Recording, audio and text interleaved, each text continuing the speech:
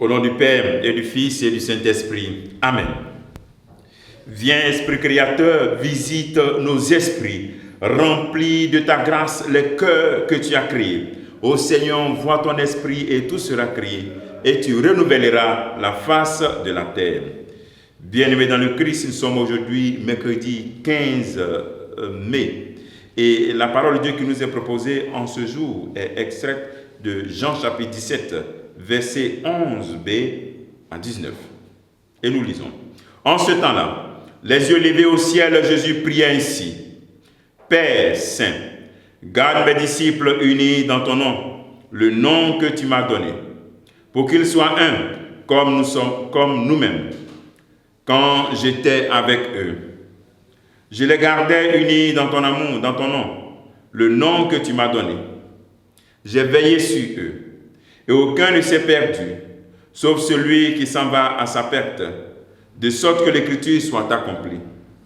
Et maintenant que je viens à toi, je parle ainsi dans le monde, pour qu'il ait en eux ma joie, et qu'il en soit comblé. Moi, je les ai donné ta parole, et le monde les a pris en haine, parce qu'ils n'appartiennent pas au monde, de même que moi, je n'appartiens pas au monde.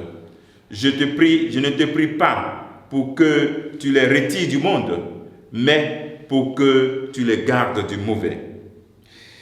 Ils n'appartiennent pas au monde, de même que moi, je n'appartiens pas au monde. Sanctifie-les dans la vérité. Ta parole est vérité. De même que tu m'as envoyé dans le monde, moi aussi, je les ai envoyés dans le monde. Pour eux, je me sanctifie moi-même, afin qu'ils soient, eux aussi, sanctifiés dans la vérité. Acclamons la parole de Dieu. Louange à toi, Seigneur Jésus. Nous sommes donc dans ce discours qu'on appelle discours sacerdotal. Garde mes disciples unis. Je les ai gardés unis à ton nom. C'est quoi être uni à ton nom? Le nom que tu m'as donné. C'est quel nom? C'est le nom d'être enfant de Dieu. Le nom de Dieu qui fait de nous ses enfants. Nous sommes des enfants de Dieu. Jésus est la manifestation du nom de Dieu. Ce Dieu qu'on ne voit pas, on l'a vu à travers Jésus-Christ. Garde-les dans l'unité, dans cette prière sacerdotale, le Seigneur prie pour nous.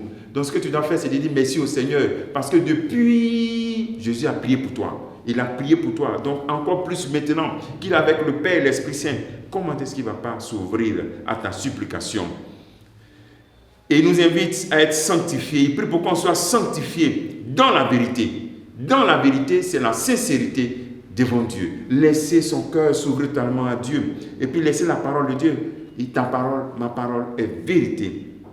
Sanctifie-les dans la vérité. Ce que le Seigneur demande plus pour nous, c'est notre sanctification. Donc, à travers cette prière, c'est ce que le chrétien doit chercher. Chercher l'unité, chercher la sanctification dans la vérité. Voici un peu, voici la volonté de notre Seigneur Jésus-Christ. Être sanctifié dans la vérité, la parole est vérité. Donc, c'est comme être consacrer sa vie à témoigner de la parole de Dieu. Consacrer sa vie à être des témoins de la vérité du Christ. C'est un contexte d'adieu. Ce sont les dernières paroles. Quelqu'un veut mourir et puis te dit les choses, ça doit rester dans ton cœur. Je sais que ses disciples vont souffrir. Il sait qu'on va souffrir et il prie pour nous, pour que nous soyons dans la joie. Et puis il dit, il veut qu'on soit comblés de joie. Voici un autre élément de ce que nous devons chercher. Chercher à être comblés de joie. Ce n'est pas la joie de rire, mais c'est la joie d'avoir son âme en paix. La joie de savoir que Dieu est avec moi. La joie de savoir que Dieu est mon Père, cela me suffit.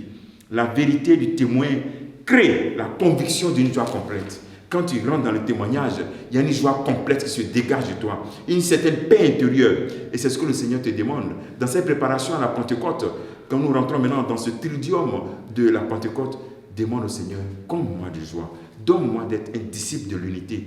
Donne-moi d'être consacré vraiment dans ta vérité. Que ta parole soit vraiment cette vérité et que je sois un chrétien vrai. La question que tu peux te poser en ce jour, c'est est-ce que je suis un disciple de l'unité, un disciple de la vérité. Que le Seigneur te bénisse en ce jour. Au nom du Père et du Fils et du Saint-Esprit. Amen.